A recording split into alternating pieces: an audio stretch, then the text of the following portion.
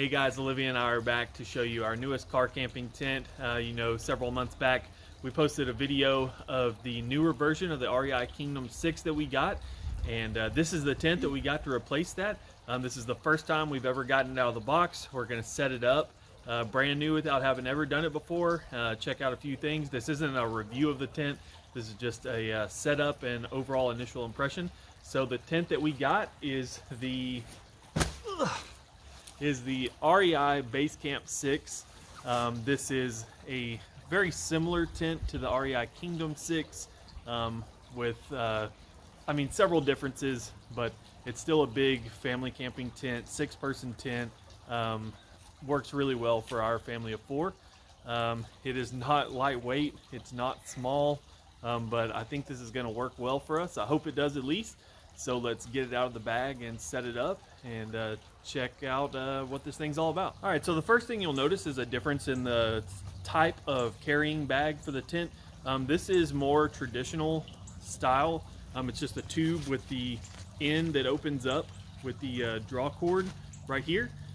It's got a carrying handle here, and then it has a handle on this end so that you can hold it and pull the tent out of the other end. I'm not a super big fan of this style of bag. I actually prefer the Kingdom style with the zipper, opens up real big, real easy to get the tent in and out. So we may actually use the bag from our Kingdom series tent, but for now this is it's an okay bag. It's definitely sturdy, thick material and everything, so I'm not worried about that. Let's get the tent out and get it set up.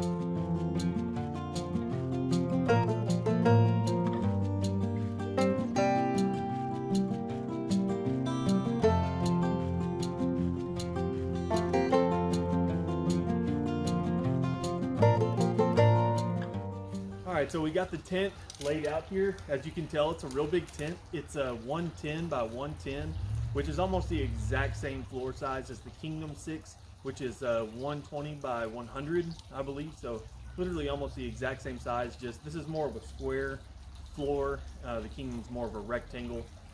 So first thing we're going to do is set up the main poles. We just got the poles out. They're color coded.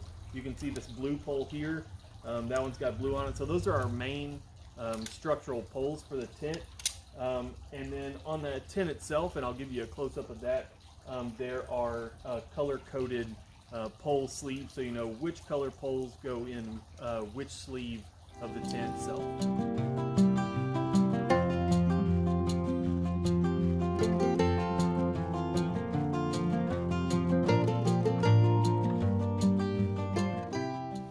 Alright, so we got the main poles through there. Now we're going to go ahead and flex those up and set the main part of the tent up.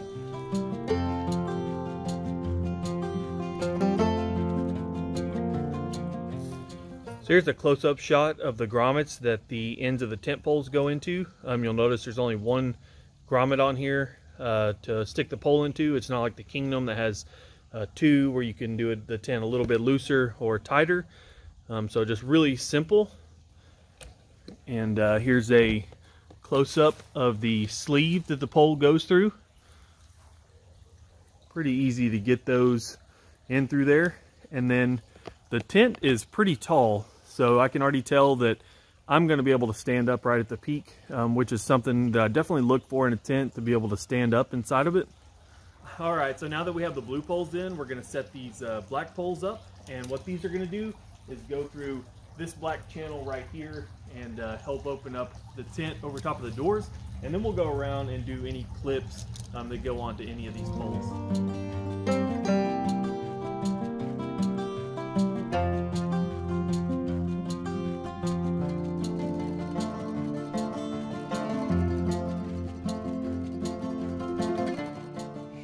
Alright, so we're putting the clips on the poles now. These just snap on right here, and then you have these bigger clips that are made to go around both sets of poles here.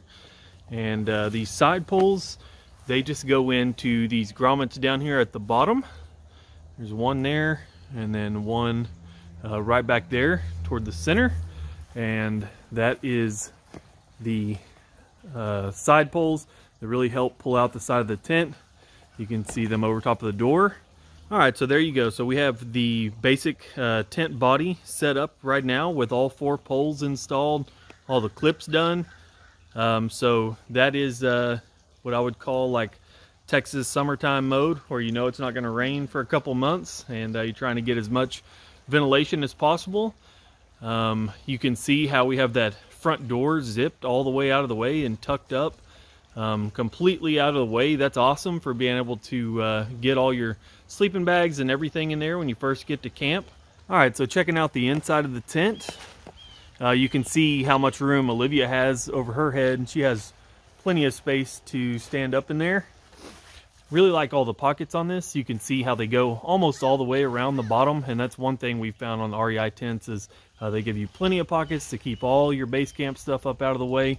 You can see that triangular pocket there in the middle of the wall for putting more stuff in.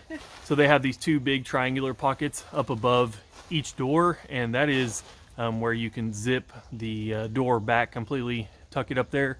But if you're not using it for that, you got plenty of room to store lots of stuff, and especially with little kids, those are great for being able to stick stuff up there that they're not going to be able to get to.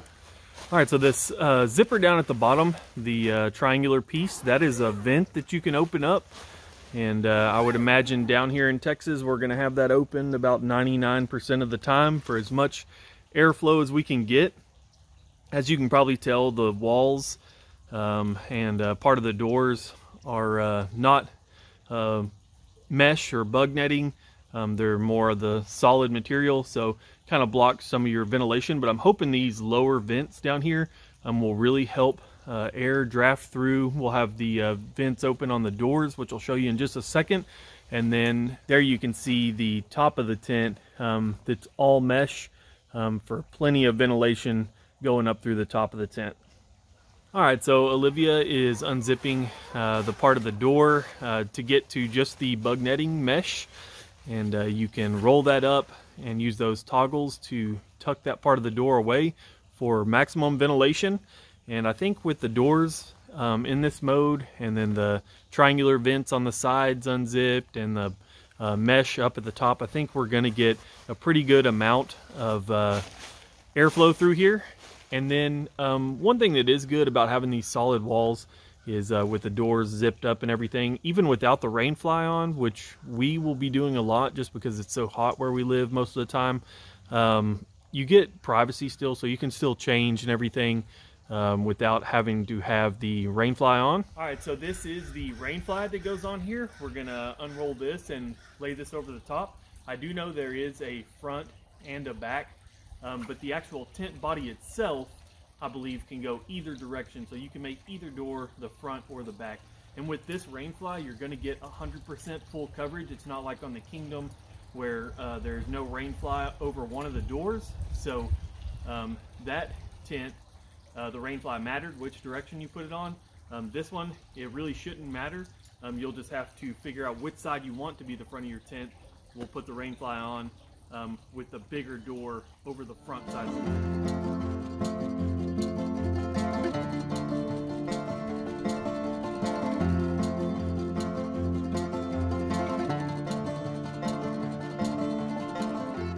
All right, so you just saw us put the Rainfly on and then spin it around.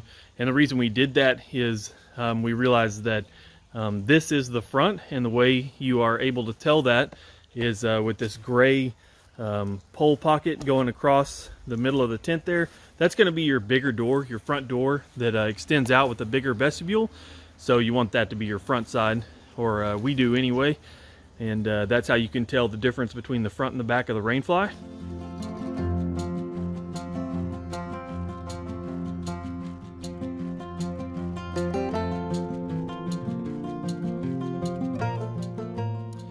All right, so we got the pole in for the Rainfly, and it just comes back to this same grommet that one of your middle poles is for the inside tent body. And you can see how the other grommet for the inside tent pole has an extra grommet there to put it in that allows you to set that up in either direction. We also clipped the Rainfly to the tent, so just clips on with these simple buckles, and that's really easy to get on there. And then you pull this up to cinch the fly down as tight as you want it. These are color coded, so you know these are the corners of the Rainfly, and then you have this black comes to the black strap there in the middle. All right, so we haven't put any stakes or guy lines on this tent because we're just setting it up in our backyard. They send you the stake bag with 12 stakes in there, a bunch of guy lines, because this tent is the structure, the design of the tent is made to hold up really well in the wind. There's lots of different points on the outside to be able to tie guy lines to stake it out, so you have a really solid structure. So you don't have to use any stakes on just the main tent body itself if you didn't want to. I always do whenever we go camping, just like the peace of mind of everything being where you put it. But to extend the Rainfly itself out and the vestibules, you do have to use stakes. So we're going to go ahead and put those in now so you can see the complete overall structure of the tent.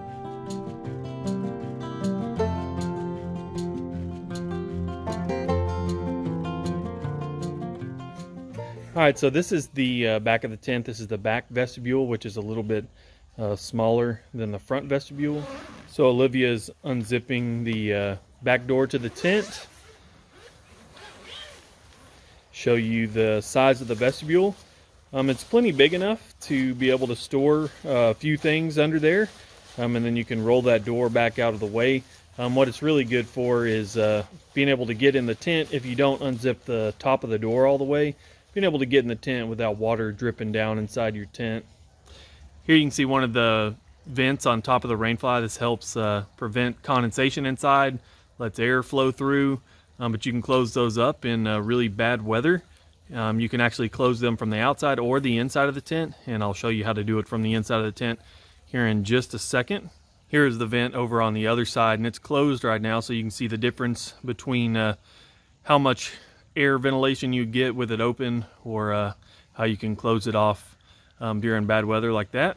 So here's the vestibule on the front of the tent, and you can see just how much larger it is with that pole helping hold it out.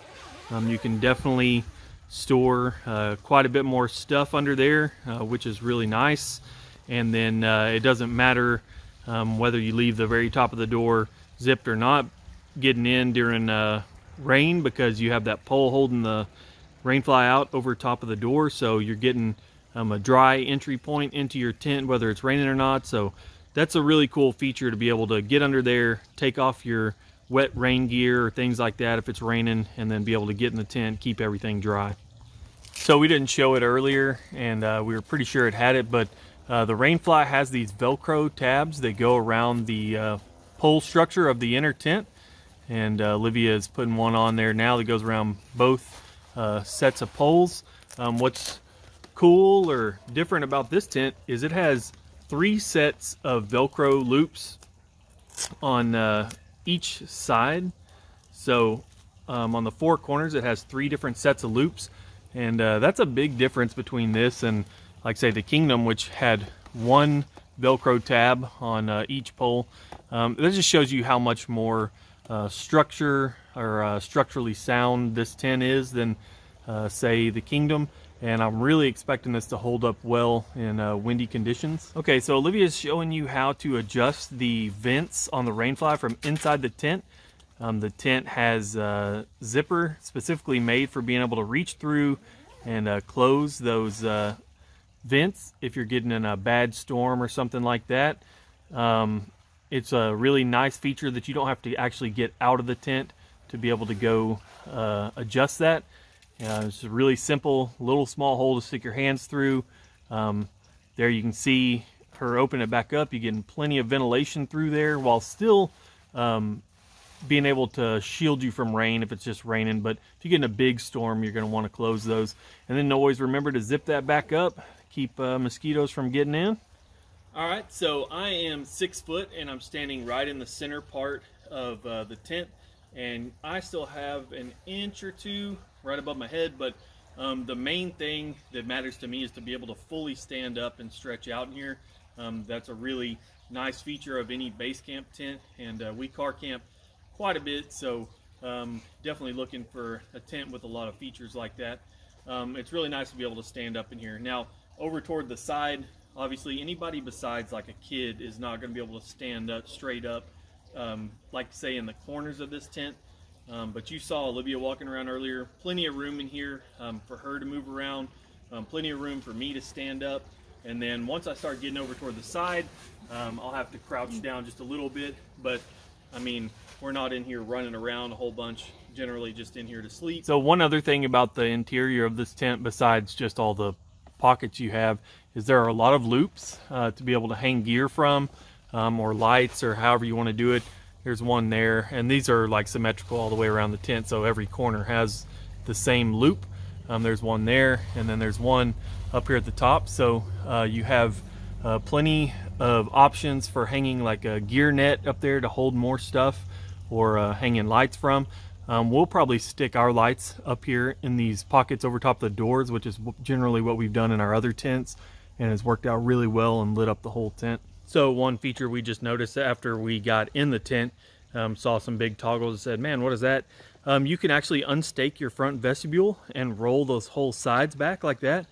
Still leave the Rainfly on itself, but you're going to get maximum ventilation this way while still having the Rainfly on. You still have your little porch, so if you're in a really light rain, really light, you're going to be able to leave everything tucked back like this. So that's another really cool feature that I wasn't expecting.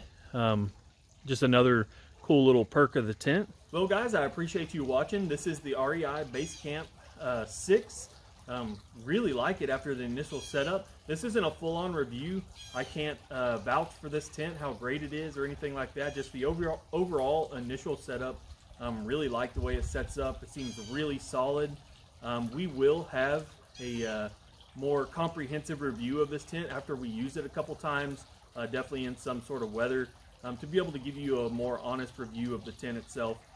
But so far, just setting it up, seeing the features, we really like it. It's really cool, and we're really happy with it. Got it on sale with taxes and everything, was right around $400, which may sound expensive compared to like something you can get at Walmart, Academy, on Amazon, things like that. But I think you're gonna get a lot higher quality tent. I hope this works out better than the REI Kingdom 6 did for us.